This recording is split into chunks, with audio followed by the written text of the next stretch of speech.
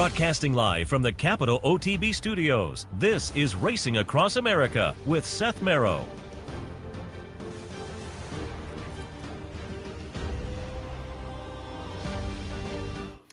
Good morning. Welcome to Racing Across America on this Saturday morning. I am Seth Merrow. This is Racing Across America. And again, a little bit later on, Scott Shapiro from Churchill, and not too much later because we have a late start today. Ran a little over with the handicapper support, but that's fine. I just had some news and notes here for the first segment. We'll be joined shortly by Scott Shapiro from Churchill and then Klaus Ebner from Woodbine. A couple of really nice stakes days at those venues. So looking forward to a conversation with them. And as I say, some news and notes in the meantime. We wrapped up the Kentucky Downs meet on Wednesday. I was in doing OTB Live, tossed out some plays on Twitter on both Tuesday and Wednesday. Tuesday was that card that last Sunday got canceled after the second race, or postponed essentially. The last 9 races because of the weather were moved to Tuesday. So I'd already handicapped because I was in last Sunday looking at it. So I put some plays up on Twitter, did a little something there, and then Wednesday put some plays up. And again, we were in here all afternoon looking at it, and it was fun. Had a little hit there as well.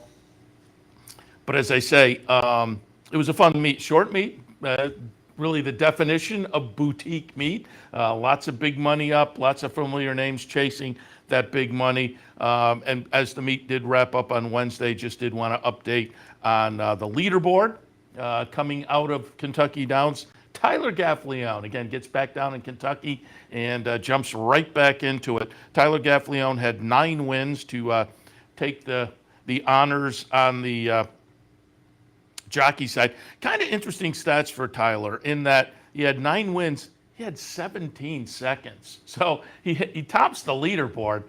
Had to be a little frustrating, though. 9 wins, 17 seconds, and 3/3. You don't typically see the results that askew in that type of a fashion.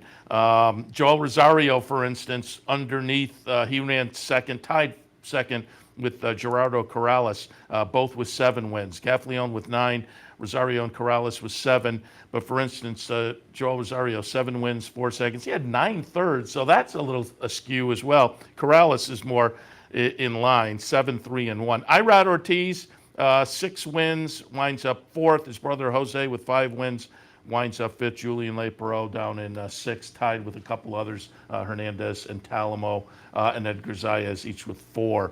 But it was Tyler Gaffleone on top of the leaderboard after the short Kentucky Downs meet. On the trainer side of things, a little more of a disparity between the winner and second place there. Mike Maker, who had a very good meet down at Colonial Downs, he winds up the leading trainer with 12 wins. Wesley Ward second with 6. Safi Joseph third with 5. So again, short meet, you're not going to knock it out of the park, but I'll tell you, 12 wins at the meet, pretty good for Mike Maker, getting it done down there. And as I say, he had a very, very good meet. Had a good Saratoga and translated things nicely down to Kentucky Downs as well.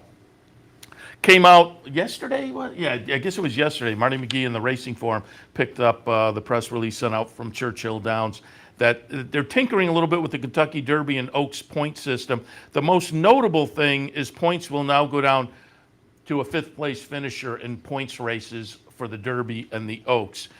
Previously, if it was a points race, for instance, in the 10-point races, the races where the top finisher, where the winner got 10 points, they would break it down. Winner gets 10, second 4 points, third 2 points, fourth 1 point. Now it is going to be 10, 4, 3, 2, and 1.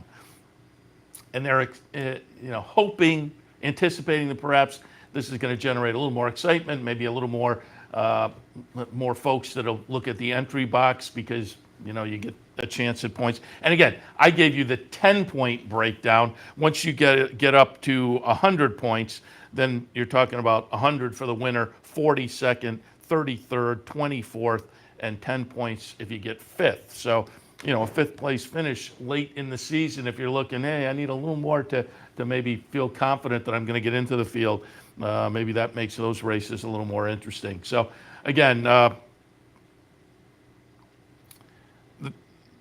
changing how many get awarded points, and some of the races also have had their points changed a little bit. Some of the preps have gone from 10-point races to 20-point races. That's going to include the LeCompte, the Southwest, the Withers at Aqueduct, the Holy Bull, the Bob Lewis, the Sam Davis, the Battaglia.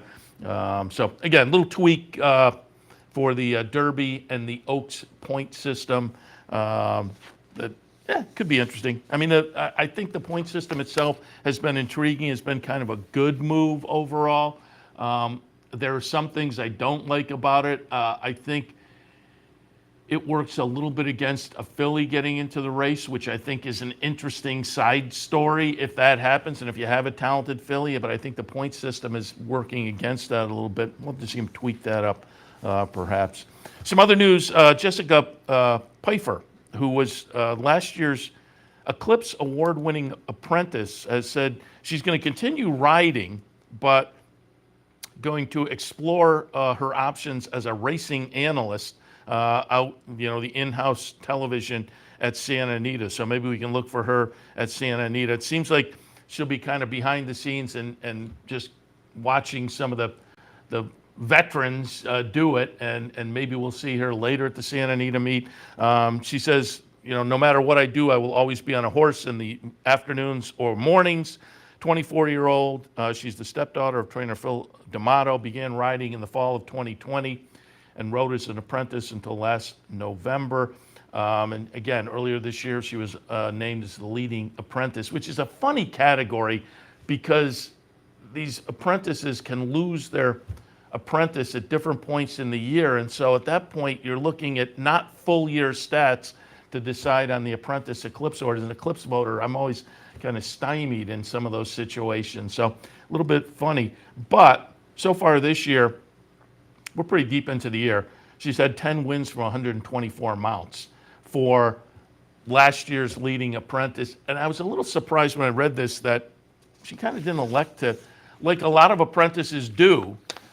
It gets tough when you lose that weight allowance. And so a lot of apprentices will be knocking it out and making their bones on a more significant circuit with the weight allowance, and then they lose it. It becomes tougher, and they'll shift over to another circuit to kind of, get back in gear. She didn't do that as far as I know, and I was a little surprised that, I won the Eclipse Award, and now I'm exploring other career options without maybe trying some other tracks. But whatever works. I mean, good for her that she won the Eclipse. And again, she is not announcing her retirement from riding. She's just saying, I'm kind of exploring some other options. So we'll see what is in store for her. And as I say, interesting to watch and see how she does on the television side of things going forward out in Santa Anita. All right, we'll take a break. When we come back, as noted, Scott Shapiroall from Churchill Downs will join us. We'll take a look at some of the Churchill stakes action on a really nice stakes afternoon down at Churchill.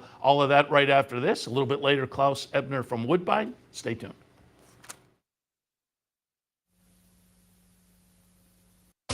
Capital OTB is now streaming live on Roku. The RTN Racing channel on Roku lets you watch OTB TV live through your Roku device or your Amazon Fire Stick, rather than being limited to computers and mobile devices, which means you can now watch OTB live wherever you are. Simply open Roku, scroll to find the RTN channel, then click on OTB TV. OTB TV on Roku. Try it now. Birdstone is an outside threat. They're coming down to the finish. Can Smarty Jones hold on? Here comes Birdstone. Birdstone surges past. Birdstone wins the Belmont Stakes. In front, but here comes High Shapiroall. High Shapiroall, the defending champ, to take it to Bob. These two arch rivals head to head with Joe Hart bearing down on them. It's going to be a three-horse photo finish in the turn. Here's the wire. Photo finish. What if there was a way to become a better horse player, to have a better knowledge of the game, to be more successful? What if there were a way to take what you've learned, what you know, and make better decisions, better choices? In horse racing, knowledge is a powerful tool. Race results and replays, past performances and live streaming, wagering from all your digital devices. Capital OTB. become a better horse player. Welcome back to Racing Across America. As promised before the break, really happy to be joined now by Scott Shapiro. Typically from Churchill, I'll get Joe Christofek, who you see down in the paddock. I contacted him yesterday. He's tied up, but I got the number for Scott Shapiro. I said, let me talk to a little Scott today because we watch him in the paddock as well. And I say, always has some clever opinions. We'll see if we can get some of those this morning on a really nice stakes day down at Churchill. Scott, good morning. Good morning, Seth. Happy to be Joe's backup and happy to join you for the first time. We got a real fun card here on tap, 11 races, and the road to the Derby and the road to the Kentucky Oaks, both getting started. Yeah, I always say, and I'll ask if you agree. I mean, I would expect you'll agree being a Churchill guy, but, you know, I'm in here handicapping in the afternoon show, and I'm looking at a lot of tracks all year long. I think both of the fall meets at Churchill, I think, produce very salty 2-year-olds that turn into very nice 3-year-olds we have to watch next year. And as I say, I think it's both of those fall meets down at Churchill, the 2-year-olds, the 2-year-old races, not just the stakes action, but I think the allowance action as well. Very salty. Yeah, without question. When I think about both the September and the fall meet here, the 2-year-old races come to mind. And like you said, we've got the stakes races, of course, but you get, you know, first level allowance events eventually, and tons of very high quality maiden races that produce a lot of stars, even if they don't win first out. Horses like Epicenter debut here often in the fall at Churchill. And I have to ask, again, doing the handicapping show in the afternoon, I'm watching all the various tracks when I'm in here. New set for you guys, doing the pregame and the pre-race commentary. What was the impetus for the change there? They're redoing total renovation of the paddock, which will be ready a year from May in the Kentucky Derby. And we were outside the paddock there, as you said, Seth, and there's construction. That balcony where we would be looking over has been totally ripped down. So we've moved quarters. We moved indoors, which will be nice come November when it's nice out. You know, rather be outside. But Keith Wetzler and his team, our executive producer, have done a nice job of putting together an indoor studio for us, and hopefully it looks good to the people. I think it looks good to us here, you know, for a temporary studio. It does look very good, and that makes sense because, yeah, you guys were overlooking the paddock, and I know there is that major renovation going on, so it makes sense that a little change up in the interim. And I say it whenever I have Joe on. I'll say it while you're on as well. Again, I am watching a lot of tracks during the day, and I watch a lot of the pregame shows and a lot of the pre-race commentary coming from the paddock, and I tip my cap. I think you guys down at Churchill do maybe one of the best pre-games in the paddock analysis as well. You put in some innovations as far as information you try to give out, and that's always fun. And I just like the team down there. You guys are always kind of a group of guys, in the conversation you have is the kind I would want when I'm sitting at the track, and you're giving out good ideas and, as I say, kind of innovative information. So again, I say it to Joe all the time, but I'll pass it on to you to again pass on to your crew as well. Your pregame, you guys do a really good job. Well, I really appreciate that. You know, Joe does a lot of the producing. We've got a good team behind the set and whatnot, and it's been a lot of fun to continue to grow the product, and we put a lot of pride into the preview show and all the stuff we do. So it's great to hear the compliments. That's much appreciated. Yeah, and well-deserved as well. All right, let's jump into some action because, again, it's a really good kickoff Saturday for this meet with a lot of nice stakes action, and we'll kind of work our way back. Race number 11 is going to be the Pocahontas for the 2-year-old fillies. I pulled up a replay. We're going to go back to Saratoga on August 21st. Grand Love is going to be the number 2 horse here, getting it done for Steve Asmussen. I'm looking at the morning line, and we just finished our handicapping show, and I said, I don't know if that 9-2 is going to hold up, but because Grand Love looked very good up at Saratoga, I'm tilting in that direction. I think Just a Warrior coming out of the stakes win at Ellis is intriguing. Naughty Gal, who won the Adirondack for us up here at Saratoga with D. Wayne Lucas. This is an intriguing race. What did you see in the Pocahontas? It really is. I think it's easily one of the more competitive races on the day as the road to the Kentucky Oaks kicks off. And Grand Love, I was actually at Saratoga for the weekend when Grand Love won. And boy, she popped the gate that day. Didn't take a lot of money. Maybe some of that was because Rarify, the well-bred Wesley Ward trainee, took a lot of the money, and they ran 1-2 around the track. She got a little tired, but understandably, she went real quick early on. I think she's one of the ones to beat, as are the other ones you mentioned. Just a Warrior, perfect 2 for John Ortiz, who has been red hot over the last 90 days, hitting at a 25% clip. I'm going to take a little bit of a swing, though. I think there's a lot of speed in here, and I'm hoping number 12, Friendly Persuasion, a daughter of Arrogate for trainer Michael McCarthy, can kind of sit in that second tier and avoid a wide trip into the first turn. I found it interesting on the 4th of July, which was closing day here, that this horse was bet down to 5-2 favoritism in a 12-horse field for a barn that really doesn't win a lot at first asking and isn't based here in Kentucky. So clearly the word was out. This horse chased a hot pace that day and finished a mid-pack 5th, but then shipped up to Horseshoe Indianapolis, was scheduled to run on the turf. The race was washed off the sod, and she was absolutely dominant against, a suspect group, but she won so much for fun. Looked like she loved the added ground, that I think she's going to take a big step forward here. But this is a wide open event. If you're playing a pick 5, a Derby City 6, a late pick 4, I would use several in here. But I do think Friendly Persuasion, if anywhere near the 8-1 morning line price, is probably worth a little bit of a gamble. I like it. All right, let's turn the page, go back to race number 10.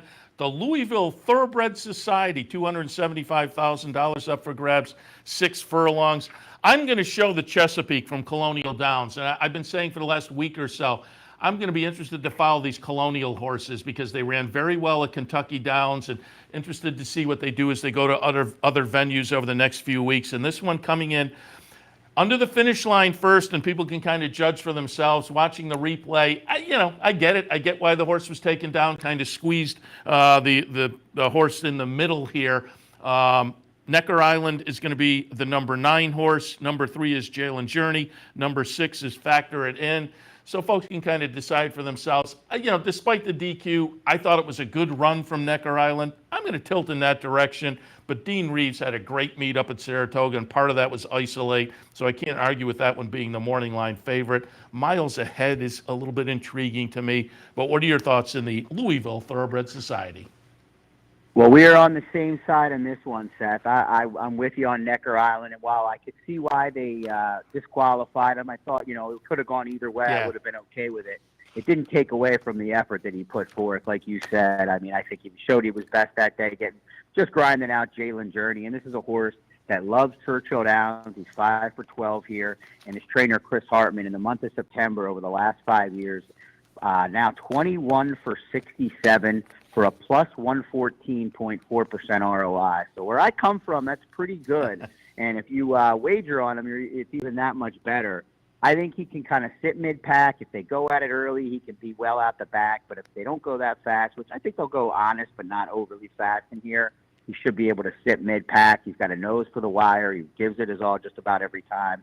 So Necker Island's my top pick. You mentioned Miles Ahead. He's my pick for second in here and a little bit of a better value option. The 5-year-old gelding had struggled to bring his races outside of Florida, had run some real big races at Gulfstream Park, but really had shipped out of Gulfstream a couple of times, tried to go to Kona Gold, tried to Vanderbilt, and was absolutely terrible in those races. In fact, finished last, but finally put a good start together outside of Florida in the Kelly's Landing when he ran Too Good to Lose at 15-1, losing the last year's Breeders' Cup Sprint winner Aloha West by just a neck. I'm not going to leave him off. He could regress, but he's been given time since that big effort here at Churchill. I'm going to use both of them. I do respect Isolate, as you mentioned. Dean Reeves with a tremendous meet at Saratoga, and of course this 4-year-old colt gave Tom Amos his milestone 4,000th win that day in wire-to-wire fashion. But it was a speed favoring track that day, and he did have things his way. I'm not so sure if that'll be the case in here. I think Top Gunner to his outside is likely to put some pressure, maybe even Baytown Bear, a long shot to the far outside. So I'm going to play against Isolate, the 7-5 morning line favorite, using Necker Island and Miles Ahead. Yeah, Miles Ahead hasn't been seen since early July, but has the bullet workout a week ago that bodes well. And I will say, you mentioned Tommy Amos in the 4,000th victory. We had him on, I want to say it was the day after the 4,000th. I had him on up at Saratoga, where we're live from the backstretch every morning.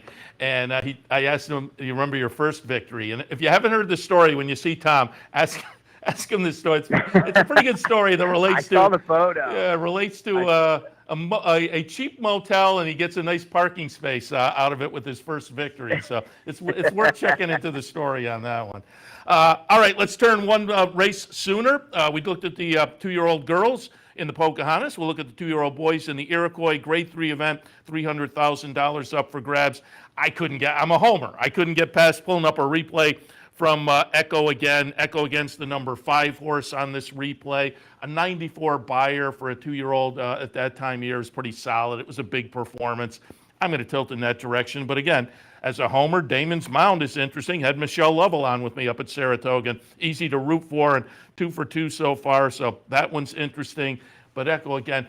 I'll say this to you guys. If Echo again wins and you guys get to interview in the winner's circle, we were talking on the handicapping show earlier. I hadn't noticed it until my partner on my co-host brought it up. He's the only one in this field that doesn't show a Breeders' Cup nomination symbol in the PP. So if you guys get an interview, I'd be curious to know that about Echo again. But I'm going in that direction. Your thoughts on the Iroquois? That's interesting. I didn't realize that at all, but that's something to take note of. We'll try to get an answer to that. But the Kentucky Derby, the road to the Derby kicked off. Seems like it was just a few days ago when it was Rich Strike coming from well out of it, but we're ready to get another Derby run started. And the Iroquois had been a pretty live race in years past. It produced some horses that at least made a little bit of an impression. But the last 3 years with Dennis Moment sitting on go, and then most recently Major General, hasn't necessarily produced a major Derby horse. That might not be the case, though, this year. As you mentioned, I think Echo, again, is a deserving 2-1 morning line favorite.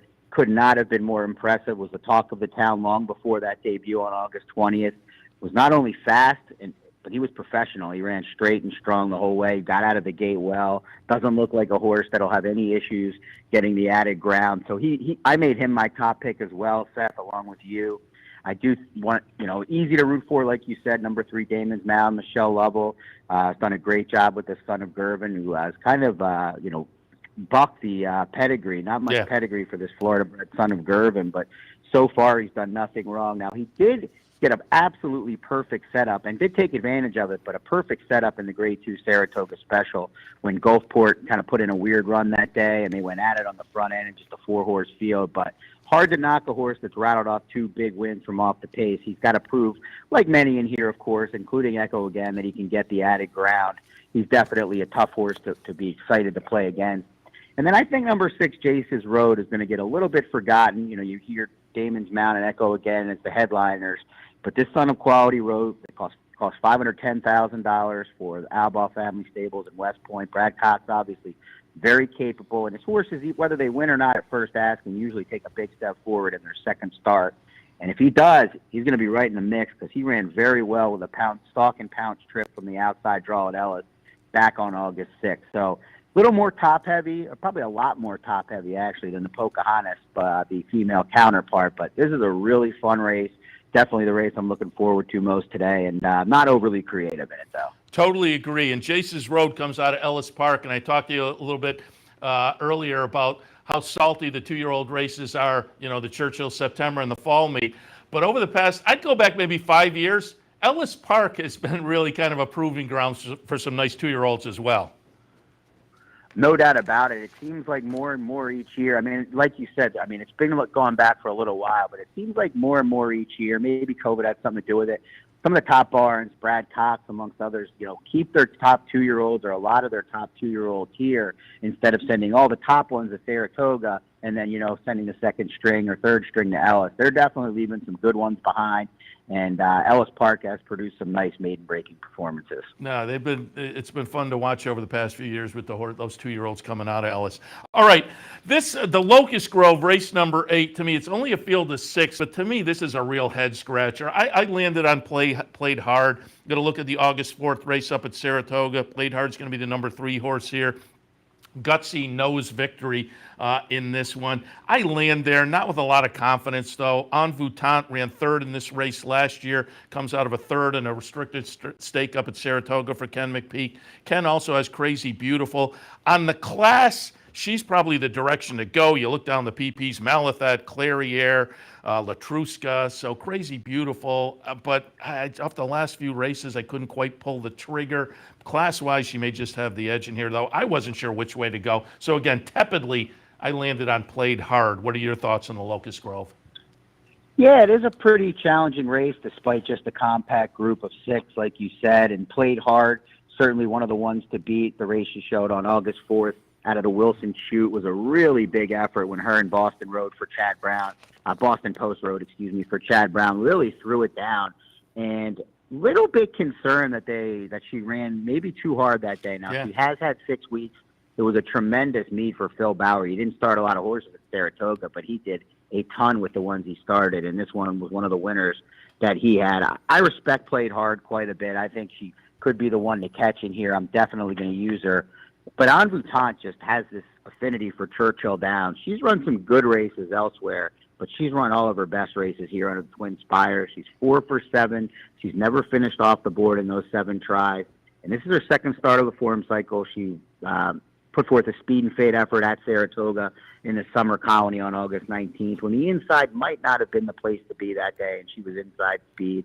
So I'm going to predict that she sits a nice pocket trip here under her regular rider, Brian Hernandez Jr., who hasn't been aboard the last 2 out-of-town voyages, but has been aboard most of her best efforts. So I'm En Route over Played Hard. And I do think number 1, Gold Spirit, a horse you're probably familiar with in the New York area that hasn't been seen for some time, but comes back in a Grade 3 event for Todd Pletcher off about an 11-month break. She ran 4th in the Beldame when we last saw her. Has a steady series of drills at Churchill. And as we know, Todd Pletcher, very, very capable of having horses ready to fire big shots off the bench. So I'm going to use all 3 of them, but I do prefer En Route the most. Yeah, a trainer change you don't see too often. Chad Brown to Todd Pletcher with Gold Spirit. And you mentioned Phil Bauer. I had Phil on probably 2/3 of the way through the Saratoga meet. I had him on one morning, and I said, we have to cover the chair in asbestos. Man, you talk about red. That was a crazy meet he had. Good for him. But, boy, that was just crazy. Everything he sent out, you had to pay attention to. Just nuts. All right, let's go to race number 7, and it'll kick off the stakes action. And I will say, I am envious because we're looking at the open mind for the ladies sprinting, and you have 2 good ones down there that do very well at Churchill and are just fun to watch, Bell's the One and Sconsin. I'm going to pull up their last showdown. That was the Lady Tack back on that Arlington Million Day in the middle of August, and it's going to be Bell's the One getting it done. Sconsin will be the number 2 horse, and disappoints running 4th in there. But, boy, I'm just looking forward to seeing these 2 show down again. And I'm slightly giving it to Bell's the One off of the effort last time. And I think tactically being outside of Sconsin, she maybe has a little bit of an advantage. But I really like Sconsin as a racehorse. But as I say, I'm tilting towards Bell's the One. What are your thoughts?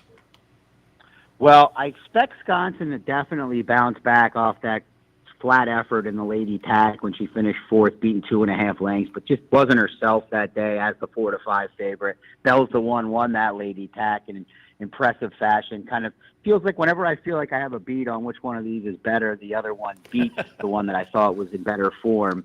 But I'm going to take a swing against them both. There was a big scratch of Chitara before early this morning in the open mind, which makes Joyful Cadence to me lone speed in here. She was not necessarily, she was all loose on the lead to an extent in the Lady Tack, but Love Me Some Me, a horse that ran second in an allowance event yesterday for Tom Drury Jr., was pressing her. I don't see anybody that's even going to press her in this spot, and I think she's a horse that might be a little bit on the come. While we know Wisconsin and Bell's the One still giving it their all, but we may have seen their best at this point. And John Ortiz, the trainer, has been red hot of late. He's clicking at 25% over his last 90 days. And he's got Ray Gutierrez on here, and I think they're just going to send this daughter Run Happy to the front. And they may never look back. I think she's a 4-year-old that's, like I said, hitting her best stride. Not an overly strong opinion. I think any of them can win. Any of those 3 can win, but I will take a little bit of a swing here. I think I should get a pretty good price with Joyful Cadence. I don't blame you with the scratch. That one does look in a short field like the speed that going to be able to catch me if you can. Always like to root for Raylu, upstate New York guy. So that'll be a fun way to kick off the stakes action on Saturday, and a really nice opening Saturday weekend card. Again, the September meet at Churchill now underway. Scott, appreciate it. Fun conversation. And again, now that we have you in the mix, we will talk again down the road. But good luck to you and everybody this afternoon at Churchill Downs. Appreciate it. It was great joining you, Seth. Thanks for the kind words, and hopefully we can make a few bucks today. Sounds good. Thanks a lot, Scott. Scott Shapiroall from Churchill Downs. We'll take a break. When we come back, Klaus Ebner will take a look at the Woodbine action, Woodbine Mile, and more north of the border. I wish we were up there. Normally, again, I say normally, but the past couple of years with the pandemic, we have missed the Woodbine Mile, but we were regulars up there for a while. Again, if you haven't had a chance to get up to Woodbine, from our area, it's boom, a shot down the turnpike, shot down the thruway to Buffalo. You take a right turn and you're maybe another, 45 minutes or so. And really nice facility. It's a lot of fun. And if you time it right, you can maybe make it Saturday at Woodbine. I still think Sundays at Fort Erie, right? And Fort Erie, and maybe a Monday at Finger Lakes. Make a whole racetrack trip of it. But we'll talk a little Woodbine with Klaus Ebner right after this. Stay tuned.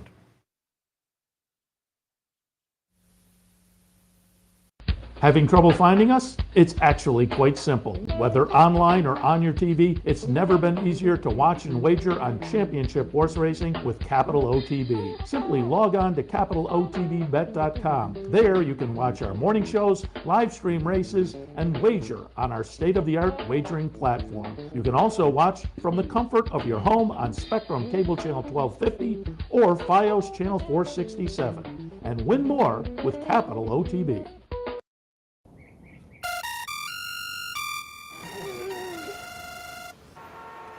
Come on. I want sales reports on my desk by Monday. Whoops. My bad. Love racing? RTN brings you every live simulcast on your home television, plus live video streaming and race replays on your PC and mobile devices. To order, visit rtn.tv. RTN, a breed apart. Birdstone is an outside front. They're coming down to the finish. Can Smarty Jones hold on? Here comes Birdstone. Birdstone surges past. Birdstone wins the Belmont Stakes. It's in front, but here comes High Chaparral. High Chaparral, the defending champ, to take it to Falbrough. These two arch rivals head to head with Joe Hart bearing down on them. It's going to be a three-horse photo finish to the turn. Here's the wire. Photo finish.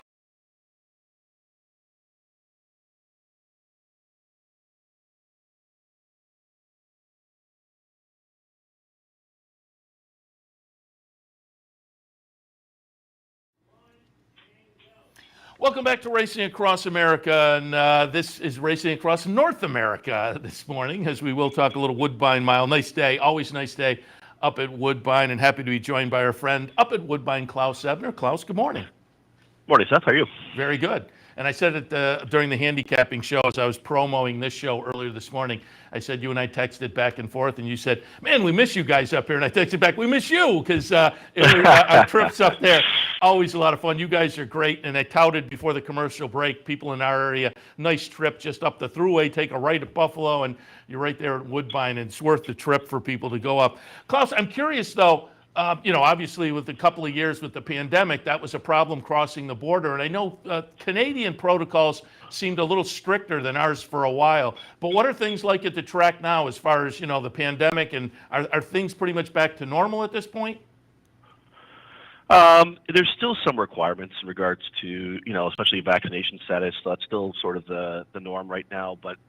And there's another thing called the app can or the ArriveCan app or whatever it's called. So it's an app that you have to install on your phone to cross the border. But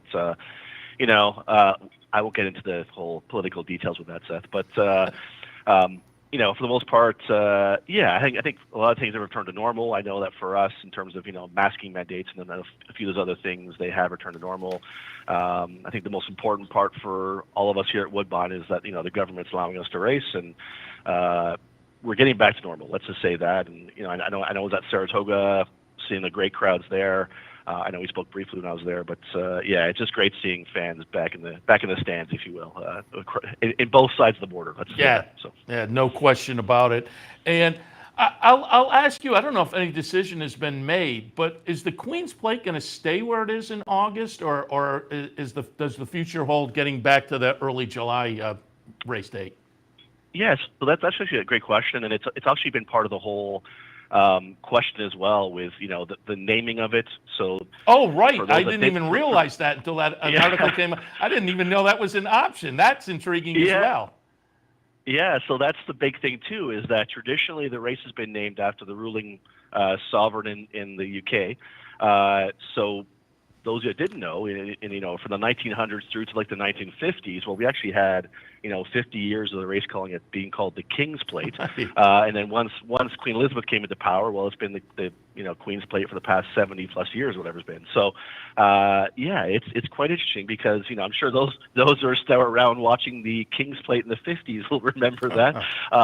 But for those of us that have kind of been around at least racing as long as we have, it's always been known as the Queen's Plate. So I think it's part of the bigger discussion, what we want to do. So we're still deciding, the naming of the race, will we keep it as Queen's Plate to honor her, or will we kind of stick to tradition and revert back to the King's Plate? So it's all part of a bigger discussion. So naming of the race, and then also positioning on the calendar for 2023.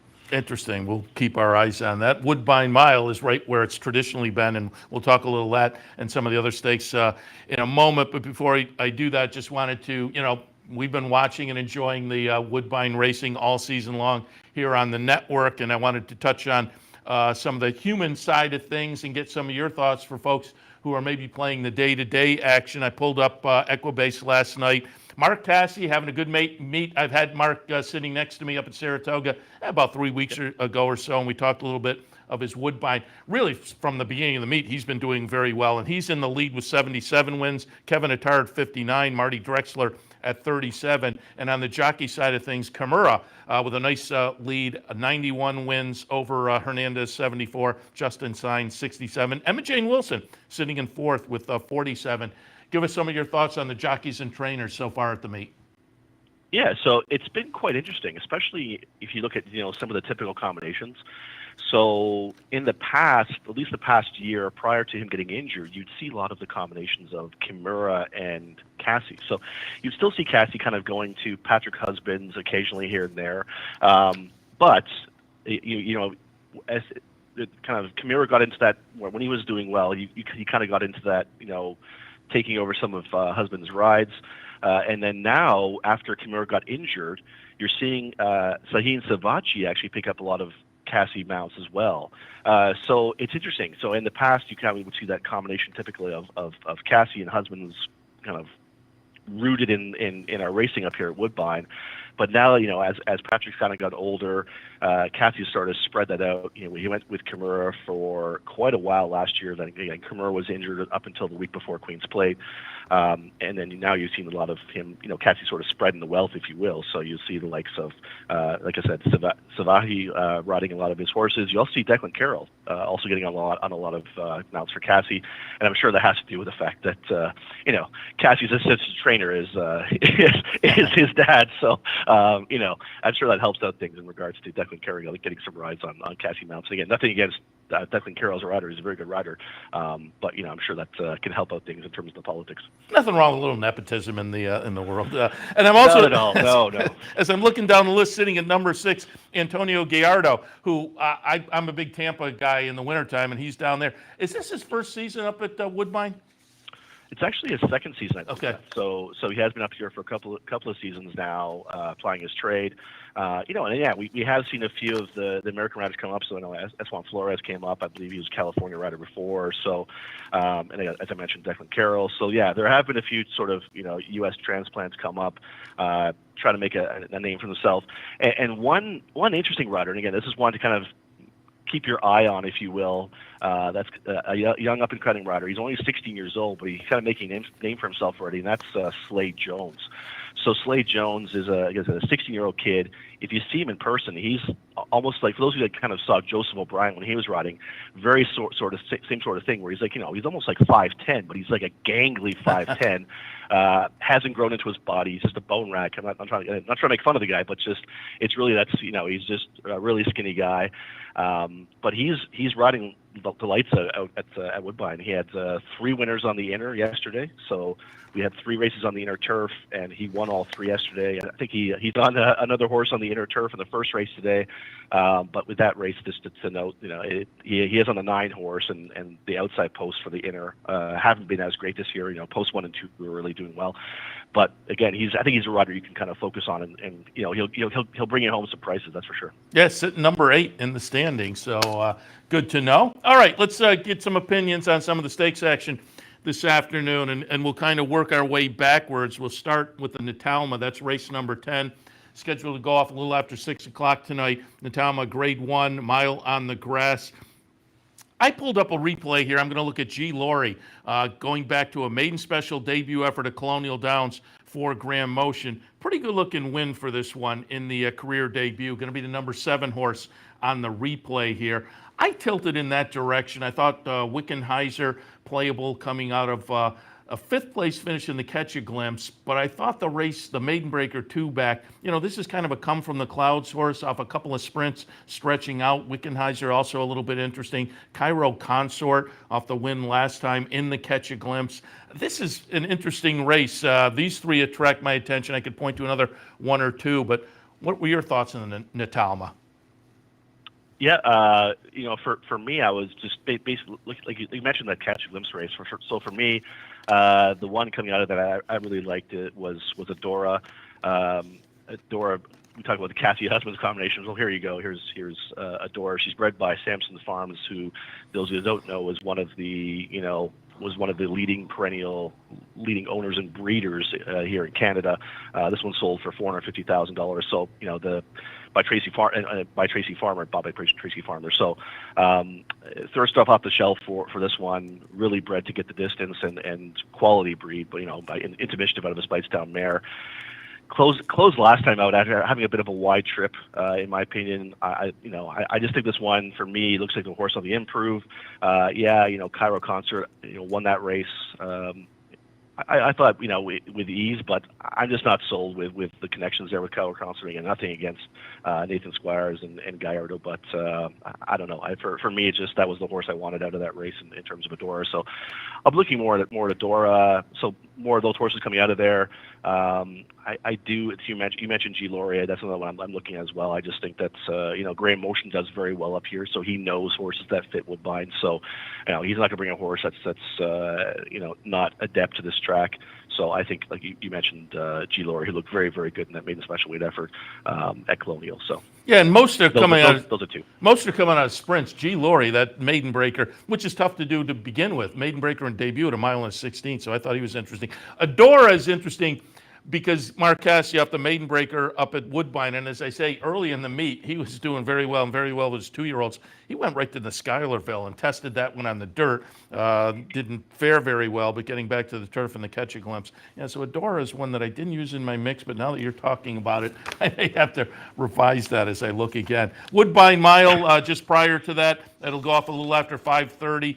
I don't know. I debated using a little Get Smokin' on a pace play, but I eventually went with Modern Games as my top pick, and I'm going to pull up here the Sussex last time. Modern Games is going to be a clear second in here to maybe the horse of the world currently, Baaid. And given that effort behind Baaid and that Charles Appleby elects to go here, I'm going to tilt towards Modern Games. But again, Get Smokin' to me is interesting. Ivar is interesting. I also tossed in a little bit of Finest Sound coming in from Europe. It is traditionally the Woodbine Mile, a fun race. What are your thoughts? Yeah, you covered off most of them there, Seth, in terms of some thoughts that I had. On paper, the race isn't on paper, but Modern Games, just based by the company that he's been keeping, surely looks like the one to beat in here. As is Ivar, so those 2 obviously very tough in here. I think the one interesting thing to know about Modern Games is the fact that 3-year-olds have done very poorly in this event. So there's been a limited sample size with 3-year-olds in this race, but they haven't fared very well, and there have been some Euros that shipped over for this race. Again, Modern Games looks to be the class of the field. And as you know, and as you mentioned, Charlie Appleby he's lights out in North America right now, so winning everything. So yeah, certainly those two are I think are, if they run the races Ivar and Modern Games will be tough, but there are a few in terms of the local connections. Cheryl Spite's in there, 12 to 1 on the morning line. I don't think the horse will go off that long. I think it'd probably be more like 6, 7, 8 to 1 for Cheryl Spite. I know it sounds crazy, Seth, but I'm willing to throw out the last 3. How about that? So. With well, Cheryl if you do, Spite, and you go back to that Maker's Mark, I took a close look at this one because of the race at Keeneland. Yeah, and the race at Keeneland, you mentioned that race there puts this horse right in the mix. Yeah. So Roger Atfield said, and I think it's been well spoken. I have nothing against the folks at Churchill, but that turf course has just been, excuse expression, but suspect at best right now. So horses aren't really getting over that. We're going to be getting over that surface, so I'm willing to throw that out. And then the next start after that, you had a dirt experiment. So again, another thing. I don't think that that was really this horse's cup of tea in terms of trying the dirt. I give him credit for trying it. He finished, a respectable third. It was just, someone had to finish third, and it just happened to be that, Cheryl Spite. Third behind two really good horses too, Mind Control and Hot Rod Charlie. Yeah. So again, it wasn't a bad effort, but like I said, someone had to finish in third in that race against those two, right? And then the last race, Roger Atfield even said that the horse came out with not really heat stroke, but just heat exhaustion out of that race. It was a very hot day at Woodbine. And the horse, he ran his race, finished third, but wasn't anything great as terms of what the horse is really up to. So, in my opinion, I'm willing to, like I said, throw out the last 3 for whatever, different mitigating circumstances. And I think that Cheryl Spite, the form has been muddied up well enough for me to get a bit of a price on Cheryl Spite in there in terms of the local horses. You mentioned Finest Sound. I like Finest Sound as well. This horse has been carrying 130 plus pounds for the past 5 races, gets in here light at 122.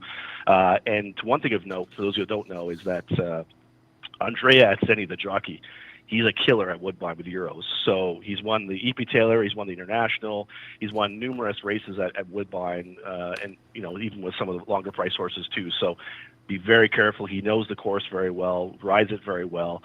So I think there's a chance there for Finest Sound. And the last one, just to kind of based on local recent form for me, was Wakanaka. So I'm not saying that she can win this in here, Seth, but I do think it's worth a long look at her. That race in the dance market was very, very good. On figs, she's probably a little light, but she's been running 95s, 97, so it's not like she's with no shot in here. But she's going to have to step up a little bit, but again, that race in the dance market was very impressive in the last start here at Woodbine. Yeah, and Bill Mott deciding to take a shot with a filly. I mean, you have to think they feel pretty good about the horse, and so I like that one. And as you're talking, that is intriguing to me. And the more I'm looking at Cheryl Spite and the case you were making there, I think that one's intriguing as well. Should be a fun race. Yeah, so we shall see. 8th race this afternoon, the Seaway. I pulled up a replay of Lady Spite Spear, and Lady Spite, I believe this one was entered at Kentucky Downs the other day, and so that they elect to go to this spot maybe says a little something as well. But in the Trillium last time, Lady Spite Spear is going to be the number 9 horse, getting it done as the favorite in a big full field, and off of that, I was a little bit intrigued. Cuts back to the 7 furlongs today. Super sensational for Mark Cassidy, a little turf to a synthetic move here, may be beneficial for that one, stretching out a little bit after the first couple. It'll be third start back for Super Sensational. But again, we're watching Lady Spite Spear here. I'm going to tilt slightly in that direction. Your thoughts on the Seaway? Yeah, we're very much aligned with that one, Seth, in terms of just who we like. I'm on the same page as you with those. So not much else to really say there.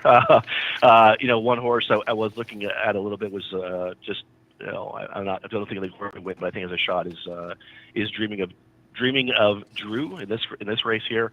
Put together some decent efforts, and also just has come into the race with 2 bullet works as well. So if you're a workout person, that's one to look at in terms of possibly filling the back ends. And this horse is not finished out of the money at this distance. At Woodbine. So some things to like there for Dreaming of Drew. Very good. And finally, fun race every summer up at Woodbine is the Summer. It's a Grade 1 event for the 2-year-olds going a mile on the grass, and it's always a nice, fun, competitive field. I'm taking a shot in here with a morning line price. First, I'll be intrigued to see if the morning line holds up. but I'm going with Sammy Stone off a second place finish in the debut effort. We're going to take a look at that. Awesome Bourbon's going to be number 6. Sammy Stone is going to be number 4. Catherine Day Phillips, pretty good looking debut, but for an Oscar performance runner that I think, looking at the rest of this field, I think could be live in here. Clearly, when Chad and Klarovich show up, you have to pay attention, and so I think Appraise is going to take some action. Philip, my dear, for Kevin Attard, 2 for 2 so far. You have the Euro in here with Mysterious Night. Fun race. I'm going to see if I can make it more fun with a 20-1 shot. What are your thoughts?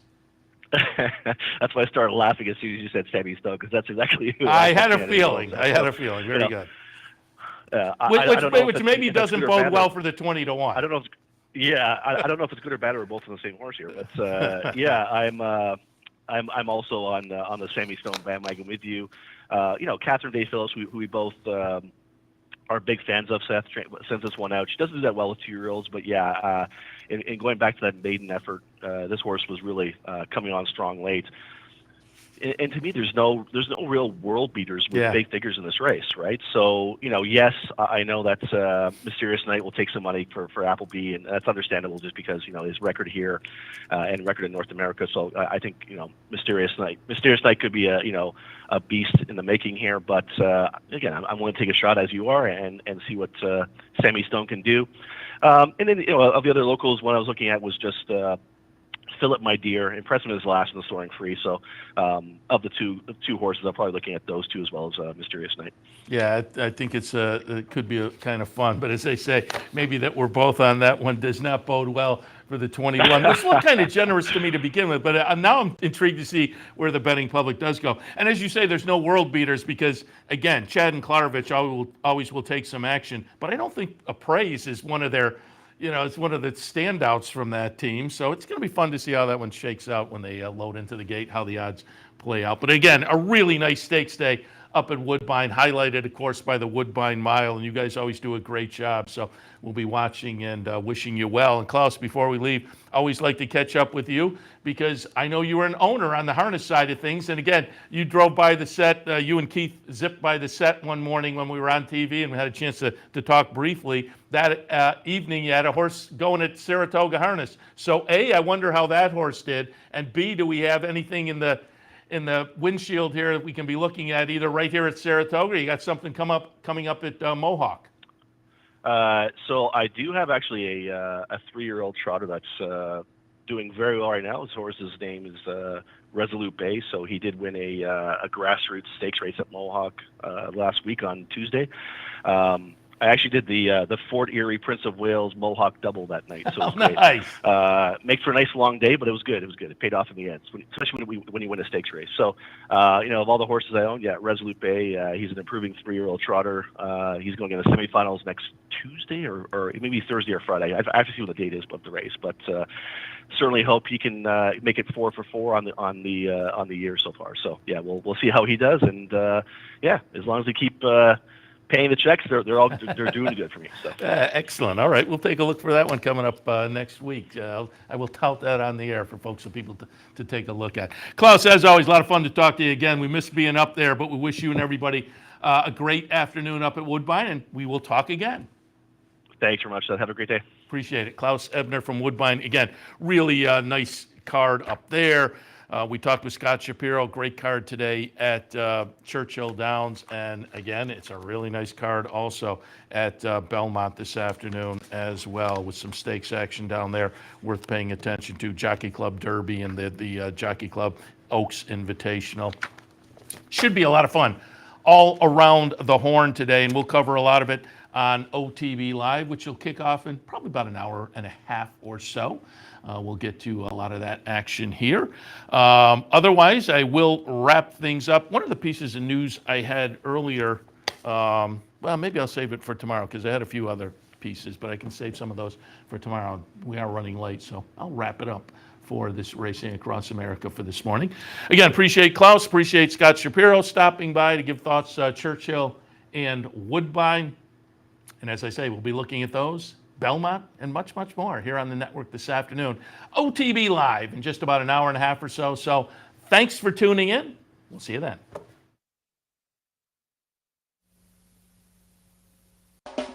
You're watching OTB TV, a service of Capital Off Track Betting.